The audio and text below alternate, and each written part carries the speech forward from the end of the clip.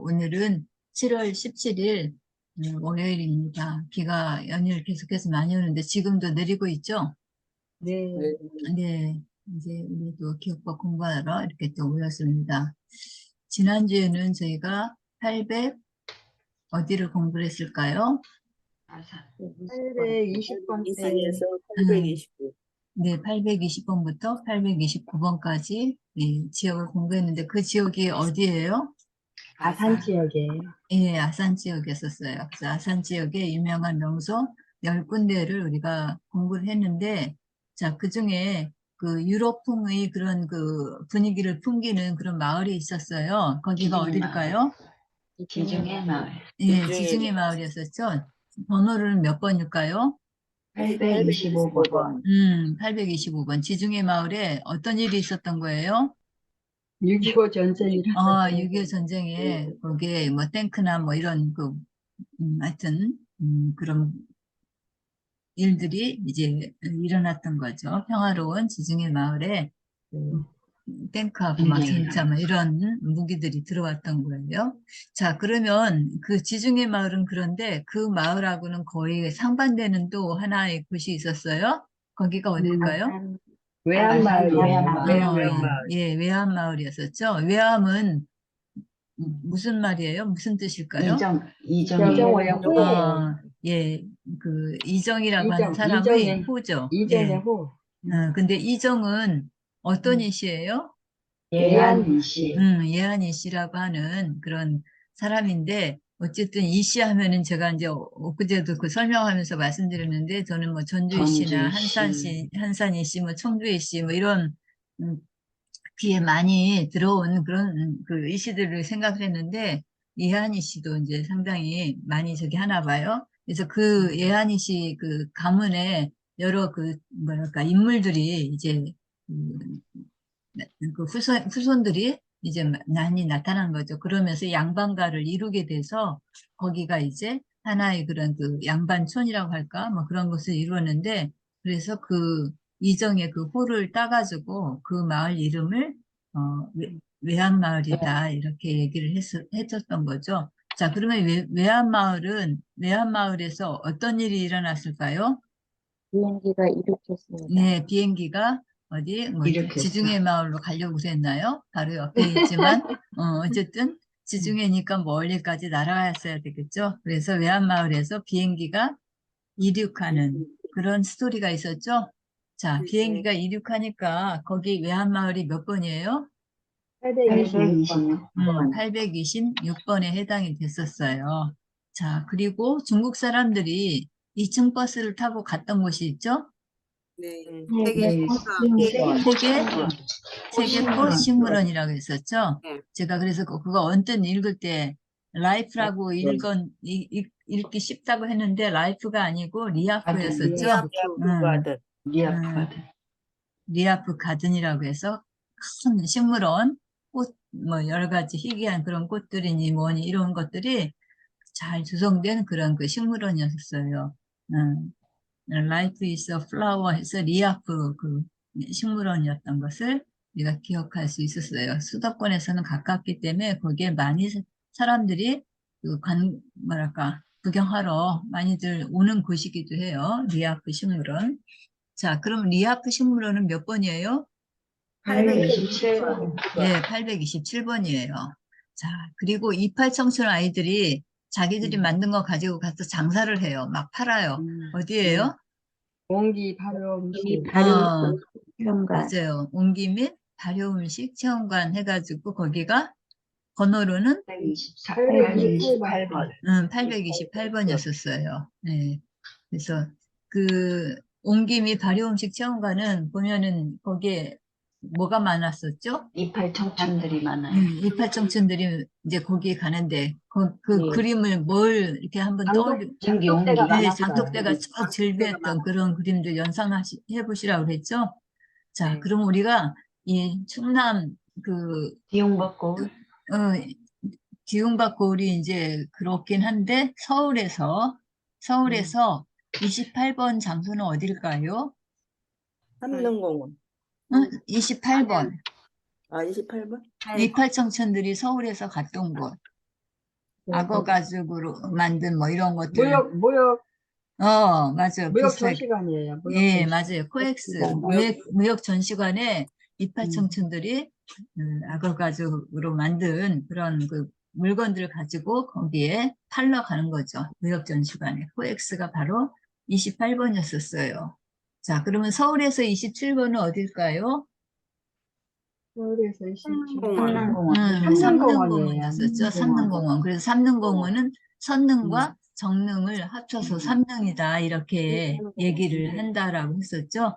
우리 네. 서울 가서 지하철 타면은 그 선릉역 이렇게 나올 거예요. 강남 그쪽 3호선인가 2호선 몇이나 가는지 모르겠다. 하여튼 그쪽에 보면 선릉역이 있거든요. 그게 바로 삼릉공원의 일부를 갖다가 이렇게 이제 얘기를 한 거죠. 자, 그래서 27번에 대한 거, 서울에서는 27번이 삼릉공원이었었고, 여기 아산에서는 27번이 어디라고요? 공기. 세계 꽃시장 세계 미아프 꽃시장. 세계 꽃식물원이었었죠. 세계 미아프 꽃식물원. 27번하고 28번하고 좀 혼동될 것 같으네요. 자, 28번은 어디예요? 아산에서? 공기 및 발효식 공기 및 체험관. 발효음식 체험관이었었죠. 자, 서울에서는 이팔 청춘. 이팔 청춘들이 간 서울 코엑스. 코엑스에, 코엑스. 삼릉공원은 중국 사람들이 팔번. 2층 버스 타고 간 거죠? 예, 네, 그래서 코엑스예요, 삼릉공원하고 코엑스하고 네. 구별해야죠. 삼릉공원은 몇 코엑스예요. 번이에요? 삼릉은 27번이고 27번. 27번이고, 중국사람들은 코엑스는 28번. 28번이고. 예, 그렇게 구별하시면 돼요. 자, 그러면 지난주에 공부했던 마지막이네요. 29번. 아산에서는 어딜까요? 장영실 과학관이에요. 예, 장영실 과학관이 있었어요. 장영실은 조선시대 때 그 과학자인데, 누구의 총애를 받았다겠죠? 세종대왕. 세종대왕의 그런 그 아주 두터운 신임을 받았어요. 그래서 계속, 원래 그 장영실이 신만 신분은 상당히 낮았다고 했어요. 관노의 아들이다. 그러니까 그 노비의 그 아들이었으니까 신분이 아주 천했을 텐데, 이 사람이 머리가 좋았던지, 하여튼 어떻게 여러 가지 특이한 것들을 잘 발명을 한 거예요. 그래서 그걸 보고 이제 굉장히 기술이 좋다라고 해서 이제 세종이 그것을 인정을 한 거죠. 그 옛날 그 조선시대 때 그 계급 구조를 보면 제일 위에가 뭐예요? 우리가 네 계급으로 돼 있는데, 정승. 자, 사농공상 들어보셨어요? 예, 네, 사농공상해서 사는 뭐예요? 농사 짓는 사람들. 사가 선비사자예요. 선비. 그러니까 관리라든지 이렇게 문과 쪽이라고 봐야 되겠죠. 그러니까 우리 지금 사회도 문과, 이과 이렇게 얘기하잖아요. 그래서 거의 뭐 한 요직들은 문과에서 차지하고 그 이과는 그 밑에 기술적인 거 뭐 이런 것들을 하는, 그러니까 이과에서 아무리 잘해도 뛰어나도 문과를 따라갈 수가 없는 거예요. 그러니까 권력을 잡은 사람들이 되게 법대라든지 뭐 이런 그런 쪽에 이제 출신들이 정치를 잡고 있으니까 실제로 막 이공계에서 활약을 나타내고 했던 그런 과학자나 이런 사람들은 아무리 잘해도 그 위치를 올라가지 못하는 거예요. 보면은 구조가. 그래서 이공계 홀대 뭐 이런 얘기를 하는데 이제 아니다. 진짜 나라의 그 전반적인 것이 이끌어가려면 이공계가 이게 두터워야 되고 이공계가 뭐랄까 강해야 된다라는 그런 생각을 많이 갖고 있는 거예요. 그래서 이제 그런 쪽에서 접근한 대통령이 박정희 대통령이라고 봐요. 그래서 그 대전에 대덕연구단지도 그때 당시 조성이 된 거죠. 그래서 우리나라가 이만큼 발전하게 된 기반이 된 거예요. 그래서 대덕연구단지는 진짜 미국의 실리콘밸리에 해당되는 그런 곳이다라고 할 정도로 우리나라에서는 굉장히 획기적인 그런 그 전기를 이룬 장소이기도 해요. 지금은 이제 대도연구단지가 테크노밸리 뭐 이렇게 저기로 하는데 어쨌든 그런 놀라운 일이 있었던 곳인데 우리나라 그 전통적인 그런 지금은 이제 뭐 계급이 없다, 뭐 이제 계층이 구별이 없다 이렇게 얘기를 하지만 은연중에 우리 머릿속에는 그런 게 남아있단 말이에요. 산업공상이다 해갖고 사는 선비들이에요. 그래서 젊은이들이 대학 가가지고 그 취직을 하려면 취업 시험을 보려면 이제 뭐 여러 가지 공부들 하는데 제일 많이 도전하는 게 뭐예요? 법대. 법대. 그 법대 대학을 갔지만 법대 다 갈 수는 없잖아요. 그러니까 많은 이제 각자의 그런 그 뭐랄까 그 어떤 역할에 따라서 능력에 따라서 이제 대학 진학을 하는데 대학 진학을 했다고 해서 다 취직되는 거 아니잖아요. 정치 쪽으로 가는 거죠. 그러면 공무원 학생들이 제일 제일 공무원. 많이 정치 지원하는 시험이 외교, 뭐예요? 정치 외교학과, 정치. 우리나라 경영학. 청년들이 제일 많이 시험 공무원 도전하는 시험. 거. 그렇죠. 공무원이죠, 공무원 시험이잖아요. 공무원. 공무원 시험. 공무원 시험. 공무원 시험을 아주 그냥 목숨 걸다시피 해서 다 그 공무원 시험에 도전하잖아요. 그 공무원이 되고자 하는 것이 바로 일종의 관리가 되고자 하는 거잖아요. 제일 초급 관리부터 시작한 구급 공무원부터 시작해갖고 그 관리가 되고자 그렇게 저기 하는 거 아니에요. 그거 왜 그래요? 지금 얘기한 것처럼 우리나라 그런 그 구조가 산업공상의 그런 틀에서 벗어나지 못하기 때문에 그래요. 사가 바로 선비사 그래갖고 그런 관리들. 그 다음에 사농 공상이니까 그 다음에 두 번째로 친 게 뭐예요?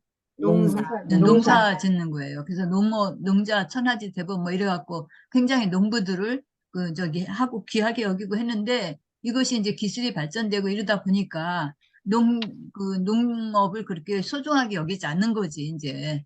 그래서 예전에 그 학교들 보면은 아주 좋은 학교들 보면 그 농고들이 굉장히 많아요. 그 각 지방마다 농고는 아주 명문 학교들이 많이 있거든요. 근데 그 이후에 보면은 그 농고가 그런 역할을 못 하잖아요. 그래서 막 이제 하락되고 막 한 그런 상태인데 뭐 이렇게 얘기하다 보니까 딴 쪽으로 많이 가게 되는데 그러니까 사농공상에서 공은 지금 얘기하는 이런 장영실 같은 과학자들, 기술자들이 거기에 해당이 돼요. 그래서 우리가 뭐 좀 천하게 여긴 거죠. 그런데 이 장영실도 그런 신분이었지만 굉장히 그 임금이 그 총애를 받아가지고 여러 가지들을 많이 만들어요. 뭐 해시계, 물시계, 막 이런 것들 만들어 나가는데 그때 그 해시계로 지난 시간에 뭐를 말씀드렸을까요? 앙부일국. 네네, 앙부일구, 정일쌤 잘 얘기해 주셨어요. 앙은 이게 바라본다, 우러른다, 그런 얘기예요. 마치 그 가마솥 같이 생긴 모양의 그런 기구가 해를 해시계. 바라보고 있는 그런 모양. 그래서 해시계. 그래서 그 모양이다. 그래서 지난 시간에 그거 보여주다가 끝났잖아요. 예. 그 앙부일기 그런 모양을 갖고 그거를 학교의 로고로 삼은 대학이 있었다고 그랬어요. 세종대학. 세종대학교가 바로 그런 그 학교, 뭐랄까, 로고를 상징하고 있어요. 앙부일구. 자, 그래서 장영실 과학관은 몇 번이라고요? 329번. 829번. 그냥 장영실 과학관 배운 지 얼마 안 되니까 그냥 그대로 829번이 잘 나오는데 시간이 지난 다음에는 잘 기억 안 날 것 같아요. 근데 장영실은 과학자이면서 뭐를 잘 키웠을까요? 이구아나를 키우고 이구아나를 잘 키웠어요. 이구아나. 아마 과학도에서 그런지 그 이구아나는 뭐 생물이잖아요, 동물. 그러니까 아마 그런 쪽에서도 또 연구를 했을지도 모르겠어요. 자, 서울에서는 이구아나를 누가 키웠을까요? 공원사 스님이 봉은사 주지스님이 키웠다고 그랬죠?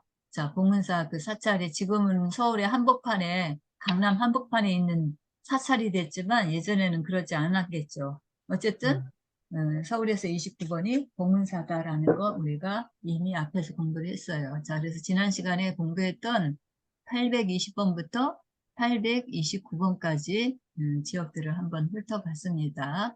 자, 그러면 오늘은 이제 830번 때 공부를 해보도록 할게요. 자, 830번 때는 지역으로는 어딜까요? 아산 옆이니까 예단. 당진하고 예산. 예, 당진하고 예산 부분이에요. 그래서 우리가 당진 예산을 흔히 부를 때 뭐라고 그래요? 예당. 예당, 이런 말을 하죠. 근데 당진과 예산이 그 크기를 보면 어디가 더 커요? 당진이 더 커요. 당진이 더 크죠. 그래서 당진은 시까지 이렇게 얘기를 하는데 어쨌든 그래서 당진하고 예산 여기를 합해서 이 지역을 우리가 예당 지역, 뭐 예당 관광지, 뭐 예당 평야, 뭐 이런 그 지명 이렇게 그 명칭조도 나오고 하는 것이죠. 자, 그래서 여기는 이제 830번대 지역인데 자, 그러면 830번 볼까요? 830번은 어딜까요? 여기 좀 밑에 있어요. 기념관. 자, 수당, 수당. 수당 이남규 기념관이라고 해서, 자, 500%가 제일 많이 확대되는 것 같아요. 자, 이렇게 돼 있어요. 자, 830번. 여기 해시태그는 뭘까요? 삼성전자. 30이니까 30 해갖고 삼형전자 이러지만 삼형전자는 조금 소규모라서 우리가 눈에 확 띄게 알 수 있는 것이 삼성전자는 글로벌 기업이잖아요. 그래서 30이 들어간대, 삼형이 들어간 데는 다 우리 뭘로 공부해요? 삼성전자. 삼성전자로 생각을 해요. 그래서 여기 그 삼성전자 직원들이 여기 어떻게 뭐 워크숍 왔다고 할까요? 수당 기념관에 워크숍 왔어요. 이 수당의 그런 그 뭐랄까 업적을 기리고 추모하기 위해서 여기 온 거예요. 수당은 이남규라고 하는 사람은 혼데 이남규는 어떤 사람이냐면 그 조선 말에 그 뭐랄까 항일 투사예요. 일본에 대해서 그러니까 거역하고 일본을 거부하고 우리나라 그 독립을 많이 주장한 그러니까 그때 당시 뭐 완전히 우리가 이제 일본의 식민지 그 상태는 아니죠. 아직 조선 시대니까 조선 말이니까. 그런데 거의 일본의 그 지배하에 있는 그런 그래서 내정도 막 간섭을 받고 하는 거죠. 그래서 명성황비가 그 죽고 뭐 이렇게 죽임을 당하고 하는 그런 사건들이 일어나게 되잖아요. 그때 이제 일본인의 그런 그 일제의 그런 무도한 그런 여러 가지 그런 것들을 규탄하는 그런 일들을 하는데 그 일로 인해서 투옥돼요. 감옥에 가게 되면서 거기서 이제 결국에는 사망을 하게 되는 그런 사람이에요. 이 이난규라는 사람이. 그래서 당진에 가면 이런 분들이 많이 있거든요. 그쪽 지역들이 그 애국 열사들이 좀 많은 것 같아요. 그래서 이렇게 저기 뭐야 당진 둘러봐야 될 곳 할 때 그런 애국지 열사들 뭐 이런 것들이 많이 나오는데 그중에 수당 기념관도 한몫을 차지하고 있어요. 그래서 그 후세들에게 애국심이라든지 이런 것들을 길러주기 위한 그런 곳으로 여기 많이 찾고 하는 곳이라고 해요. 수당 인왕대 기념관. 그런데 여기 유명한 말이 있어요. 그 이담기라고 하는 선비가 이런 말을 했어요. 여기 이 830대에 가려서 그러는데 죽일 수는 있으되 욕보일 수는 없다. 그렇게 이런 말을 했거든요. 이분이. 자, 그래서 여기 한자로 이렇게 써놨어요. 사가살. 사는 선비죠. 선비를 죽일 수는 있어. 이게 가자가 가할 가자잖아요.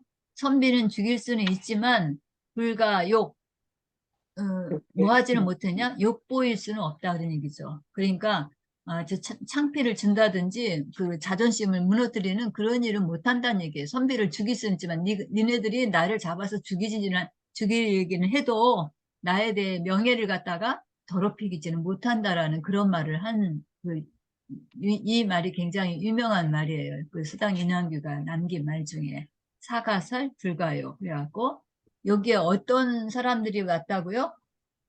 삼성전자 직원들. 삼성전자 직원들이 여기 이남규 그 선생님을 이남규 열사를 추모하기 위해서 여기 워크숍으로 온 거예요. 삼성전자에서 여기에.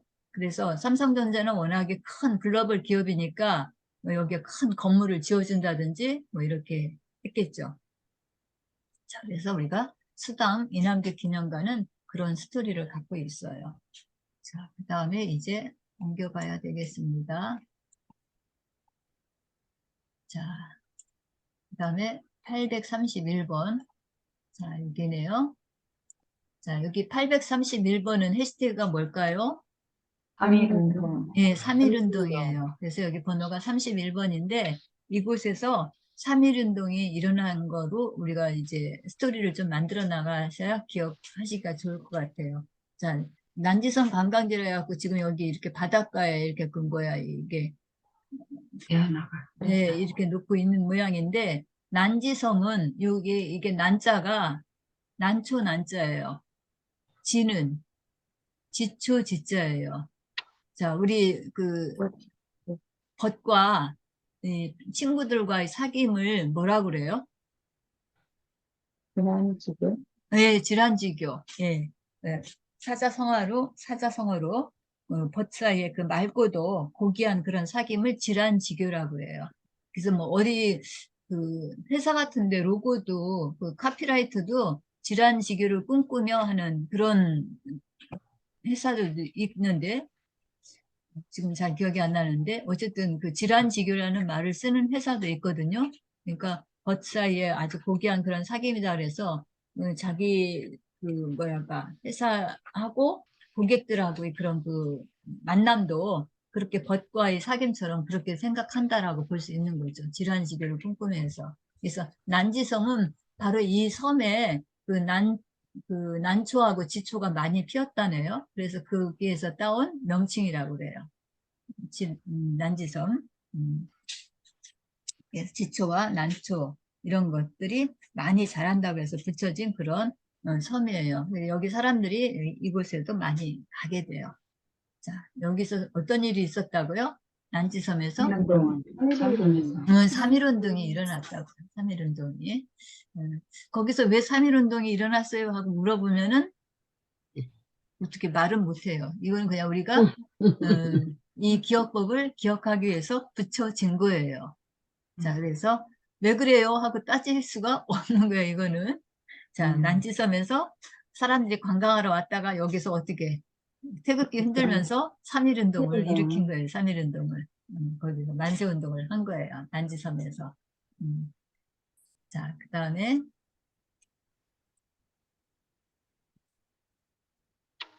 조금 더 옮겨보면 자, 이게 그림은 이제 최대로 키운 그런 상태예요. 자, 여기는 몇 번일까요? 832번. 네, 32번이에요. 832번. 이제 대전 충남이니까 앞에 두 단위짜리는 800단위가 될 테고, 그 다음에 여기가 당진하고 예산 지역에 해당이 되잖아요.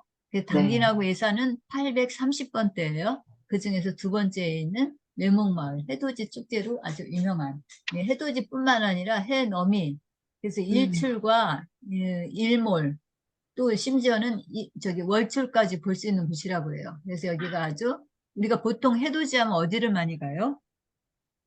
동해안. 동해안을 많이 갔죠. 그래서 네. 동해안 유명한 데 어디죠? 경동진. 정 동쪽에 있는 정동진. 정동진을 많이 떠올리잖아요. 그런데 여기 서해안인데도 그 해돋이를 볼 수 있는 아주 뭐랄까 독특한 곳이에요. 해가 뜨는 모양도 볼 수 있지만 해가 지는 지는 모양도 볼 수 있고 또 달이 뜨는 모양도 볼 수 있다라고 그래요. 그래서 이 생김새가 조금 독특하게 생겼다고 그래요. 그래서 그 외목마을 요게 외갈이라고 하는 새 아세요? 네. 저는 이제 보도 못했지만 하여튼 그 새의 목 모양처럼 생겼다 그런 얘기예요. 이 섬이 자체가. 그래서 그 이제 모습을 따가지고 외목마을이라고 이렇게 이름을 지었다고 그래요. 자, 그래서 여기서는 이제 참 독특한 곳이 일몰, 일출 이게 한꺼번에 볼 수 있는 그런 장소라고 그래요. 여기에 누가 온 거예요? 정철. 정철. 3위인곡, 저기, 쓴 정철과 또 누구?